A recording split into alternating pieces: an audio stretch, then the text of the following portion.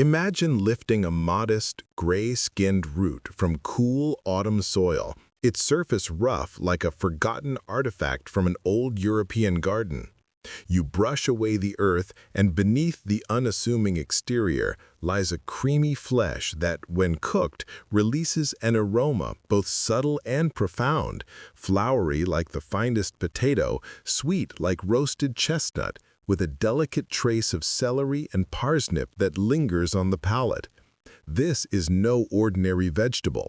This is the tuber of Chaerophyllum bulbosum, known across centuries as turnip-rooted Chervil or Nolliger Kauberkopf in German, Chervis tubereux in French. For a brief shining period in European history, it graced tables from Vienna to Paris, prized by cooks who understood its quiet excellence.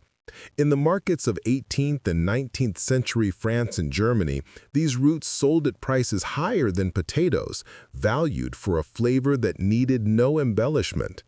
Then, almost without notice, it vanished from cultivation, surviving only in scattered wild populations and the memories of a few seed savers.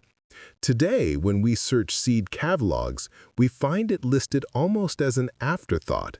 Yet those who grow it speak with the same hushed reverence once reserved for truffles or white asparagus. The root does not shout, it whispers. And in that whisper lies a reminder of how much refined taste we have quietly set aside in favor of mere abundance. What was once relished across an entire continent now waits, patient beneath the soil, for hands willing to remember. Chaerophyllum bulbosum is a biennial member of the Apiaceae family, native to moist riverbanks and floodplains from France eastward through Central Europe to Turkey and the Caucasus. In its first year, it forms a low fern-like rosette and a single thickened taproot. In its second year, it sends up a hollow, faintly blue-tinged stem that can exceed 2 meters, crowned by broad umbels of white flowers visited by flies and small beetles. The edible portion is the root produced in the first season, short, stubby, usually 5 to 12 centimeters long and 3 to 5 centimeters thick, with dark gray-brown skin and dense ivory flesh. Raw, it is crisp and slightly sharp. Cooked, especially after a period of cold storage, the starch hydrolyzes into sugars and the texture becomes uniquely floury sweet, quite unlike any modern root vegetable. Analyses showed dry matter contents of 25 to 30%, with starch reaching 37% of dry weight at harvest and sucrose climbing to 25% after 2 months at 4 degrees Celsius. The plant's cultivation requirements are precise rather than difficult. Autumn sowing, long cold moist stratification for the seed, consistently moist soil through spring and summer dormancy, followed by cold sweetening of the root. These demands, once perfectly understood by 19th century market gardeners, proved incompatible with 20th century mechanized agriculture. The result was near extinction in cultivation, yet the wild genetics remain remarkably intact, and modern French breeding lines have removed much of the former seed dormancy while preserving the incomparable flavor. Wild Chaerophyllum bulbosum grows in dense stands along the floodplains of the Rhine, Weser, Danube, and Dniester rivers, a distribution that has remained stable since the post-glacial period. The plant is mentioned by Leonhard Fuchs in his new Kräuter book of 1543 under the name Chaerophyllum tuberosum, indicating the tuber harvest from the wild was already known in southern Germany by the mid-16th century. By the 1580s, the roots were sold in Vienna markets. In France, the first documented cultivation appears in the 1720s at the Jardin des Plantes in Paris. And Olivier Dasset mentions a similar Cherubim tuberé in his Théâtre d'Agriculture, 1600, though possibly referring to the same plant. Throughout the 18th century, it remained a minor curiosity, listed by Philip Miller in England, 1724, and by Duhamel du Monceau in France, 1750s, as Chervil bulbeux or Chervis. The great surge of interest came in the 19th century. In 1846, tubers reached the Villemot Company in Paris. Within 16 years, the potato late blight crisis, Phytophthora infestans, of the 1860s drove French growers to seek alternatives, and turnip-rooted Chervil briefly became fashionable. Villemot Andriès' The Vegetable Garden, 1885, devotes 2 full pages to it, stating that when well-grown and properly prepared, the roots are excellent, far superior to scorzonera or salsify, and approach the finest chestnut in flavor. The same firm sold seed under the name Chervil until the 1930s.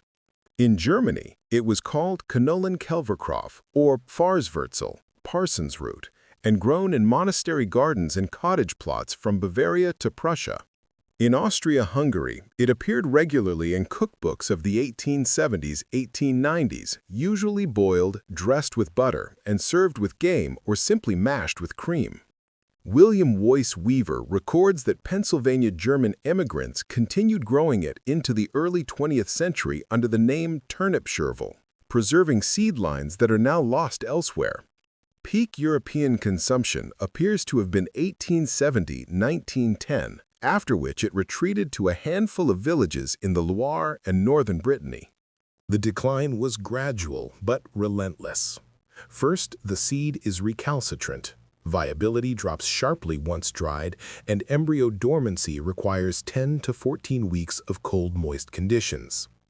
19th century growers sowed immediately after harvest into prepared beds, or kept frost-free under frames, a labor-intensive practice that disappeared with rural depopulation. Second, the crop cycle is long, 9 to 10 months, and the roots must remain in the ground through summer dormancy, then be lifted in autumn and stored cold for sweetness, an extra step potato does not require. Third, yield, while respectable, 15 to 20 tons per hectare in good French trials of the 1990s, was never competitive with potato once blight-resistant varieties arrived after 1900. Finally, mechanization favored crops that could be drilled in spring and harvested with elevators. Chaerophyllum bulbosum roots are fragile, branch, and are easily damaged by machines. By the 1950s, it had vanished from commercial seed lists except for a few French artisanal houses. The last named French landrace, Altan, selected in 1986, marked both the nadir and the first step of recovery. The root's carbohydrate profile is unique among temperate vegetables. At harvest, July to August, starch represents 76% of dry matter, reaching 37 to 40% absolute dry weight, higher than Jerusalem artichoke and rivaling tropical cassava. During 2 to 3 months storage at 4 degrees Celsius, amylases convert starch to sucrose, finally stabilizing at approximately 35% starch and 25% sucrose. The result is a root that provides both immediate and sustained energy with a low glycemic load curve that has attracted recent nutritional interest. Fiber is high, 8 to 10% fresh weight, largely in the skin, which is why traditional recipes never peel the root. Vitamin C averages 18 to 22 milligrams per 100 grams fresh. Vitamin B complex is present in useful amounts, and mineral salts, K, Mg, Fe, are higher than in potato. Modern French breeding, 1985 to 2005 at Angers and Villemot, produced the varieties Altan, 1986, Vega, and M4.1, later commercialized as Doliane. These have reduced embryo dormancy to 4 to 6 weeks, improved uniformity, and increased average root weight from 40 to 60 grams in land races to 90 to 120 grams in selected lines, while retaining the full flavor profile. Wild and landrace populations show remarkable flood tolerance and require no pesticide inputs when grown on alluvial soils, traits of considerable interest in an era of climate instability. Best practice to grow the Chaerophyllum bulbosum, sow fresh seed between August and early October directly where the plants are to stand, or in deep modules for transplanting. Seed requires 10 to 12 weeks cold moist, 2 to 5 degrees Celsius. In mild climates, sow in autumn and let winter do the work. In cold climates, stratify in damp sand in the refrigerator from December to March, then sow outdoors in April. Use deeply worked, moisture-retentive but well-drained soil, pH 6.3 to 7.2. Spacing 25 to 30 centimeters between rows, 8 to 10 centimeters in the row. Keep constantly moist until June. The plants then yellow and go dormant. Leave the roots in the ground or lift in July to August and store at 4 to 8 degrees Celsius in slightly moist sand for 8 to 12 weeks. Flavor peaks from November to February. Young leaves may be used as parsley in spring. Second-year plants are allowed to flower for seed. Isolate by 500 meters from other C. bulbosum if purity is desired. Harvest seed when umbels turn brown, dry briefly, then store cool and barely moist until autumn sowing. Pests are few, voles are the main threat. Carrot fly rarely attacks. No fungicide is normally needed. We stand at a moment when the vulnerabilities of industrial monoculture are daily more evident.